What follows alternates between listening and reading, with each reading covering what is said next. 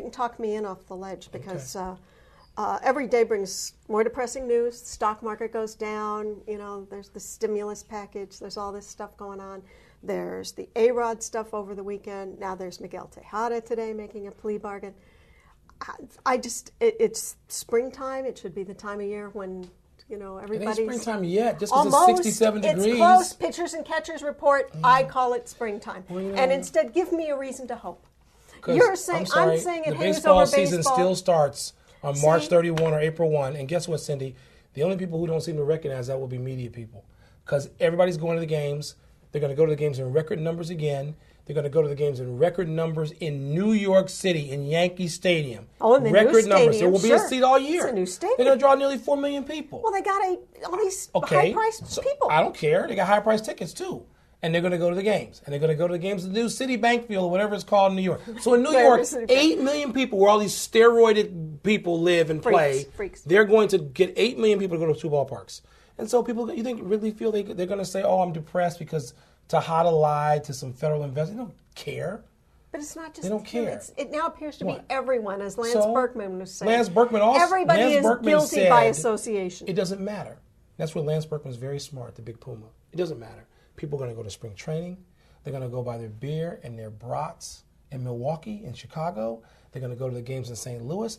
See, they're not going to not go to the games. And this is why the steroids doesn't matter. Ultimately, in the bigger picture, it may matter in terms of whether A-Rod lied, whether he gets in the Hall of Fame. It don't matter to A-Rod. Yeah. It doesn't matter. Baseball is going to draw people. Fans are going to go to the games and spend their money. They are. Now, the economy's a bigger issue to baseball than steroids. Okay. All right. They can fret over that, and that may be where Bud needs to devote his attention as opposed to steroids. Steroids will affect Alex Rodriguez until he goes 4 for 4 with 2 home runs and 7 RBI against the Sox. Or in October. You know, I mean, Alex Rodriguez will be cheered long before that. Okay. So all of this sky is falling is media induced. I'm not saying we shouldn't cover it. That's because I listen to you guys. No, but see, here's what I know. I know that other people don't care. And that's why ultimately I have come to the point where, as we talked about 2 days ago, I don't care about these steroid stories. I do care that Alex Rodriguez is busted and the drama that is created. And all that. You care about the long range things. But you know what? Ultimately, things. I probably care more about Chris Brown and Rihanna and the rumors I'm hearing about that. Oh, I know. Ooh, yeah. So, all right. So I feel better now. Thanks. Good. That's what you're Glad here to help. for. Yeah. Dr. Mike. Ooh, you should have a shrink show. I should. But I don't think basketball is going to be particularly good in the D.C. area this spring. You've got Georgetown and Maryland, possibly for the first time in 30-ish years. What, neither getting Maybe there? Not making the tournament? Well, maybe it could be no local team unless somebody wins a conference tournament. Right. Which is possible. I mean, GW and AU, I mean, all these schools will have a chance to get in. It's possible. The basketball picture's bleak. And 2 years ago, it was great. I mean, you had Gilbert Arenas in the throes of challenging LeBron James in these duels in April, which were wonderful to watch. At least the first 2 were. And then you had what else? You had Georgetown making the run of the Final Four. Mm-hmm. I mean, you had a lot of stuff going on, great stuff with basketball locally. Mason, and now, the Mason year? Oh yeah, of course. How can I forget that? Well, Mason was 3 years ago. But 3 years ago. All right. We've had a lot of fun in March. We had Mason go to the Final Four and Georgetown in back-to-back years. In like the last 3 years. And Georgetown was good the year before when they lost to Florida. Right. And the Wizards were good back-to-back years when they lost to Cleveland. Yeah, they were. But it is not a basketball time right now in the district. Maryland and Georgetown, they're not even on the bubble yet. Georgetown's 4-6 in conference play, in the toughest conference arguably ever. And they got teams they got to play that are so difficult, and Maryland's not on the bubble yet. Maybe Maryland's on the bubble, but I mean, these teams have to get hot now. Mm-hmm. And I don't know if they're going to get hot. And the Wizards aren't going to get hot. I was going to ask about that. The Wizards are done, and they're playing for some other time. What do you mean? They won over the weekend. They're done. They're done because in pro basketball, one thing matters: making the playoffs, and they're not going to make the playoffs. They're not going to come within 20 games of making the playoffs. No, they're not. They're in last place by so far in the East. They're 9 games behind the next to last place team in the East. That's a stunning disparity. Whatever happened to Gilbert Arenas? Well, Gilbert Arenas, we're going to have to see whether he's going to play, and that will be the story. The story here will be, what does Gilbert look like? Is he going to play? I think he should come back in April, March, from March 13th to April 13th when the season ends approximately. Whatever. Let's see if he can play. How can a team set its agenda? How can a team figure out how it's going to draft, what free agents is going to chase, whether it can package a deal, if they don't know if their $111 million player is healthy. And so he needs to have his butt on the floor for a month. And don't tell me he can't play, because he was shooting jumpers. Well, that's my 6 weeks ago. Yes. So either if there's not another surgery involved, if he's healthy, I don't want to hear the team is bad, he doesn't want to play. Too bad. And so the Wizards, that's their mission. I want to see Gilbert Arenas out there. I want to find out how good Nick Young is. I got players telling me they think Nick Young has all the tools to be pretty good, except they don't think he pays any attention. And how good this McGee kid is. How good is JaVale McGee? Right. And other players, I've had 2 All-Stars in the last week say, these guys have talent. Whether they are All-Stars or not, whether they're going to be All-Stars or not, whether the Wizards are going to rebound or not, will depend in part, large part, on these 2 kids, in addition to Arenas, Butler, Jamison. So these are all developments that basketball fanatics will care about. They're not developments at all that the average Washington sports fan will care about. The average Washington sports fan is probably already looking ahead to minicamp and OTAs, which I'm not. Except first, I think they might be thinking about that local puck team. The but one thing we have to be careful about is trying to oversell the mass popularity of the Capitals. It's not there.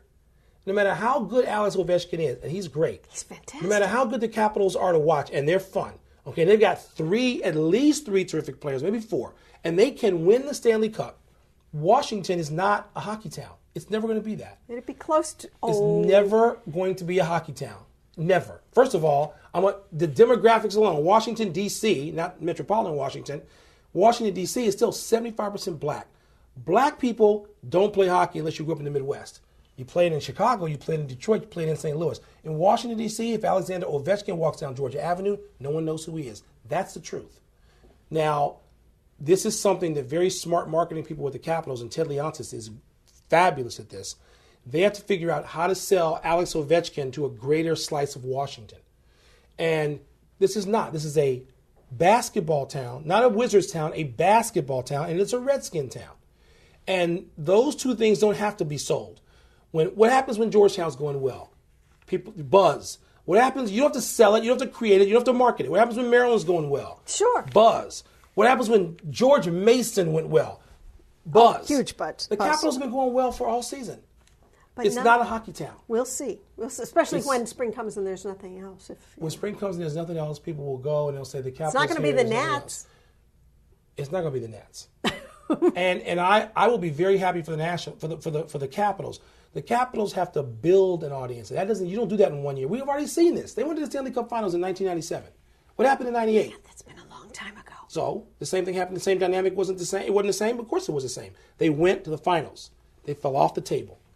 If they go to the finals this year and don't build on that success next year and the next year and the next, that's how you appeal to people who did not grow up with hockey in their lives, who don't know what it feels like to put on a pair of skates, who don't know what it feels like to hold a stick. You have to build a following among people who weren't necessarily interested previously. That's what you have to do when you're in a place where hockey is not a part of the culture. So if you're 40 years old, you didn't grow up with hockey here, whether you're black, white, whatever color you are. So the Capitals have a lot of work to do. First win, and then build.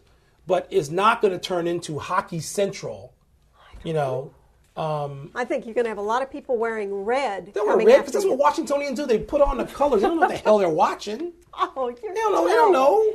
This is a city where I went to Cafe Milano one night, and Clinton Portis is in there, and people are going, "Is that Clinton Portis?" You think they're asking, is that LT in San Diego when Daniel Tomlinson walks in the restaurant? No, they're not. Washington, one of the things I love about living here is that Washington is not obsessed only with sports. But what that means is you don't get the instant, flag-waving fanaticism that you get in most towns. It's not that. This is not that place. So God bless the Capitals. I'm glad to see the Capitals playing well because as a columnist in this town, it'll give me something to write about. I've known Ted Leonsis for a while. I'm happy for Ted because he put this together. He was very smart about what to do with the Capitals. They've drafted well. McPhee has done a fabulous job putting this team together. But let's not make it seem like What are the Capitals? Are the Capitals selling out on a Tuesday night? It's not Hockey Town yet. No. They got tickets in Detroit for hockey on a Tuesday night? Yeah, they got. Yeah, No, there's they no tickets in Detroit. No tickets. But, and it's on a positive note, Yeah, because we're I all want to about see that. Alex Ovechkin play in May. Oh yeah. That's what I'd like to see. baby. That'll be fun. Where's Tony? No matter today? who else goes. Where's Tony? Tony's sequestered. Is he? Yes, Tony's in a big murder trial. He is not. you know? Did He's you on know? Did you jury. know? He's on jury duty today. Oh. He's not sequestered He in doesn't a have murder he's trial. not sequestered? No. Is it a big murder trial? No, I don't think so. Oh, oops.